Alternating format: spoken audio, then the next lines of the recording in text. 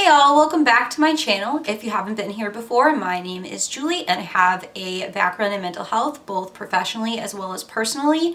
I completed 600 hours worth of an internship for my master's program in counseling psychology, where I interned in a school setting and did some clinical counseling. I soon will be interning in a more clinical setting where I will be doing counseling overseen by therapists in an agency. Moving forward, today's video is a mental health video and I'm going to be talking all about agoraphobia. I'm going to be specifically focusing on the clinical aspects, so this entails symptoms, prevalence, as well as treatment. I'm going to be basically reading you a little bedtime story from one of my favorite books.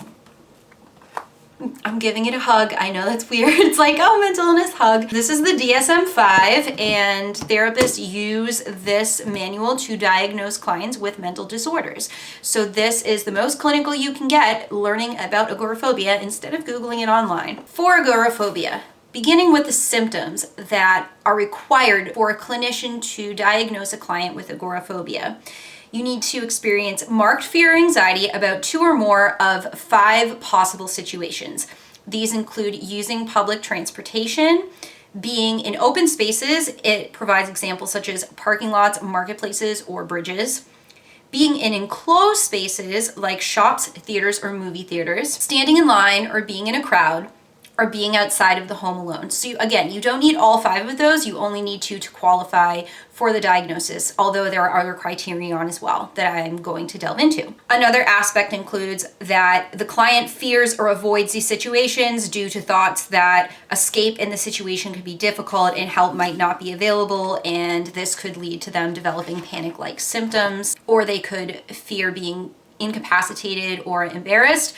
For the elderly, they tend to worry about falling and getting hurt and having no one to help them. Another criterion is the agoraphobic situations have to almost always provoke fear or anxiety.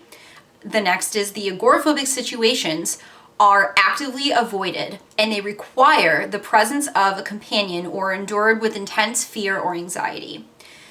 The next says the fear anxiety is out of proportion to the actual danger posed by the agoraphobic situations, as well as to sociocultural context. That is acknowledging social aspects and cultural aspects that might make being in a public situation difficult, which is different from experiencing this mental disorder. It needs to be taken into account because as counselors, we need to be culturally competent and consider culture when making our diagnoses. The next is the fear, anxiety, or avoidance is persistent and typically lasts for 6 months or more. So you need to show these symptoms for at least 6 months to qualify for a diagnosis. This is a common requirement for most mental diagnoses in the DSM, and that is that these fear, anxiety, or avoidance behaviors need to cause clinically significant distress or impairment in social, occupational, or other important areas of functioning. The next says if another medical condition such as IBS or Parkinson's disease is present, the fear, anxiety, or avoidance is clearly excessive. So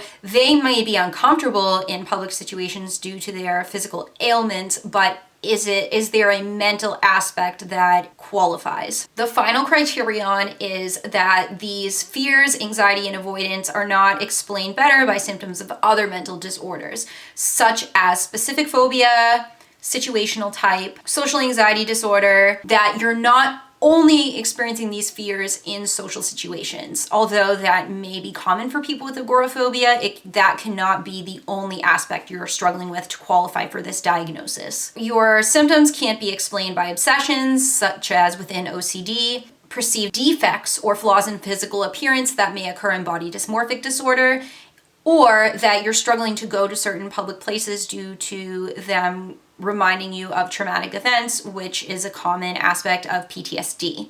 Separation anxiety disorder is also considered. Now let's get into prevalence. According to the DSM-5, which was published in 2013, they found that 1.7% of adolescents and adults have the agoraphobia diagnosis. Females are twice as likely in comparison to males to experience this mental health condition. Agoraphobia can occur in childhood, but incidents of the disorder tend to peak within late adolescence as well as early adulthood. 12-month prevalence in individuals older than 65 years old is at 0.4%. Prevalence rates do not tend to vary across cultural or racial groups, which is interesting.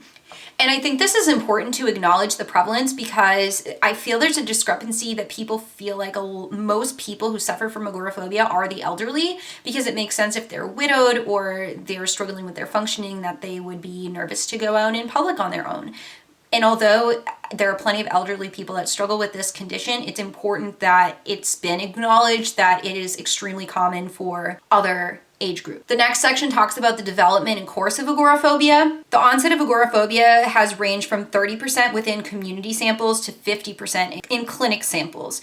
Most individuals with panic disorder show signs of anxiety and agoraphobia before the onset of their panic disorder. In 2/3 of all agoraphobia cases, initial onset occurs before age 35. First onset of agoraphobia in childhood tends to be rare.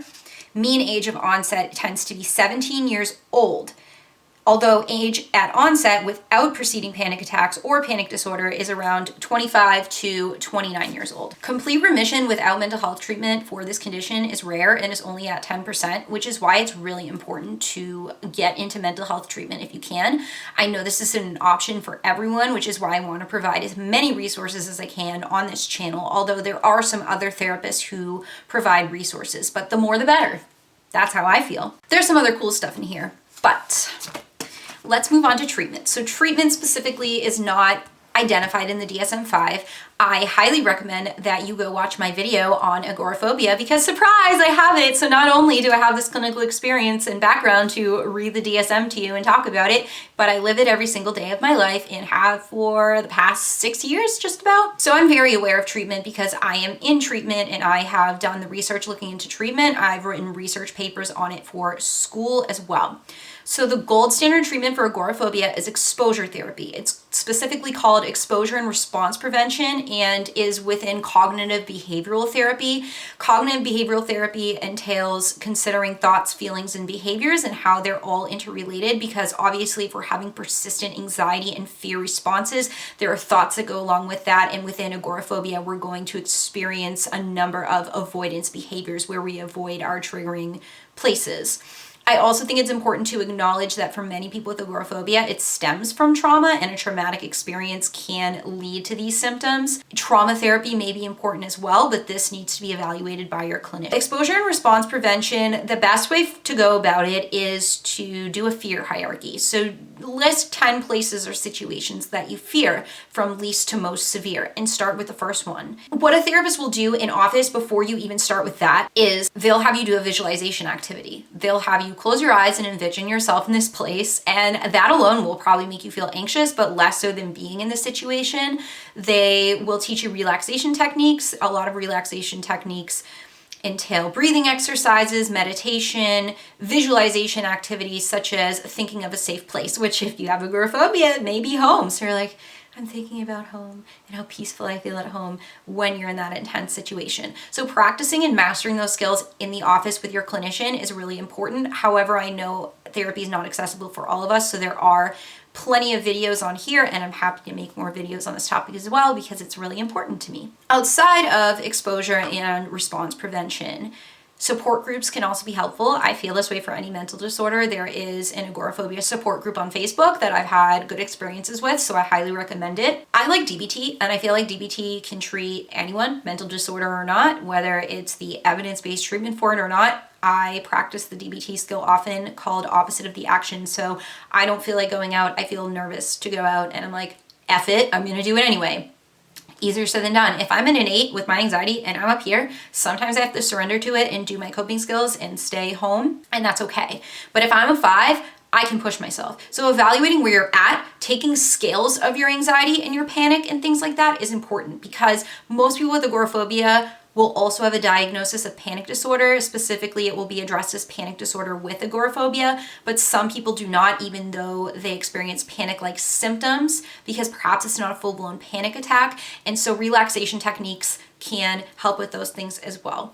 I will recommend taking care of yourself. Hygiene, self-care, routine, diet, exercise, all of those important things are great for anyone with mental health struggles, so please consider that. And I will leave you with one treatment option that I can't wait for it to take over. and that is virtual reality therapy. There are evidence-based research studies that have found virtual reality therapy is helpful in treating agoraphobia and has also been tested on veterans with PTSD, so it appears that it can be helpful in treating PTSD. If you have motion sickness like me, unfortunately this may not be an option, but could break ground for so many people. So I implore you, do not give up. Be your own advocate, take care of yourself, and that's all I have for you today. I hope this video was helpful. Please give it a like if you enjoyed it. I'm happy to make much more mental health content, especially on agoraphobia, as I plan to specialize in it. I'd love for you to subscribe to my channel. Please leave a comment if you would like, as long as it comes from a kind place. My Instagram is Julie_counseling. My Twitter is JulieCounseling with no underscore. I'd love for you to follow me on there, and I'll catch you on the flip side. Bye guys!